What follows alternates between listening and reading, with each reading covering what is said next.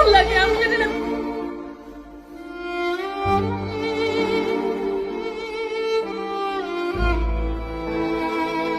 সারা জীবনের মতো তনিকে ছেড়ে চলে গেলেন তনির স্বামী সাদাত রহমান। একমাত্র কাছের মানুষটিও তার কাছে থাকলেন না। এইসব কিভাবে সইবেন তনি? হ্যাঁ ভিউয়ার্স, মারা গিয়েছেন তনির অসুস্থ স্বামী সাদাত রহমান।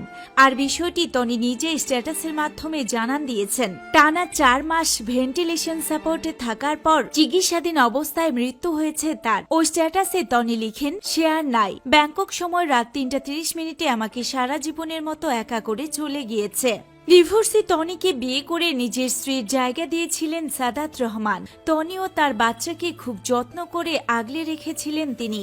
তবে বেশ কিছুদিন ধরেই কোমায় ছিলেন তনির স্বামী সাদাত রহমান।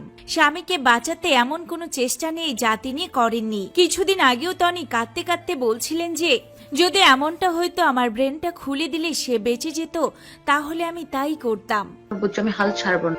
প্রতিদিনই স্বামীর সঙ্গে কিছু না কিছু স্মৃতি তনি শেয়ার করেছেন সামাজিক যোগাযোগ মাধ্যমে। তবে এবার যেন তাকে একা করে চিরজীবনের জন্য চলে গিয়েছেন তনির স্বামী। ডাক্তাররা যখন বলেছিল যে আপনার স্বামীর জন্য 2টা অপশন আছে, প্রথমত লাইফ সাপোর্ট খুলে দিতে হবে, দ্বিতীয়ত লাইফ সাপোর্ট দিয়েই রাখতে হবে।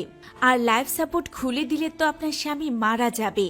তনি বলেছিলেন যে আমার কাছে লাইফ সাপোর্ট খুলে দেওয়া মানে নিজের হাতে আমার স্বামীকে মেরে ফেলা।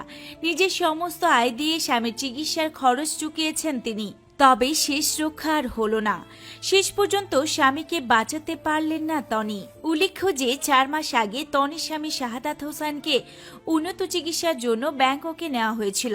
তবে তিনি সুস্থ হয়ে আর দেশে ফিরতে পারেননি। সেইখানে লাইফ সাপোর্টে থাকা অবস্থায় মারা গিয়েছেন। তো ভিউয়ার্স, আমরা সকলেই জানি যে তনি তার স্বামীকে কতটা ভালোবাসত। সাদাত রহমান ছিলেন একজন ভালো মানুষ। আল্লাহ তাআলা সাদাত রহমানের গুনাহগুলো ক্ষমা করে দিন এবং তাকে জান্নাতবাসী করুন। আমিন।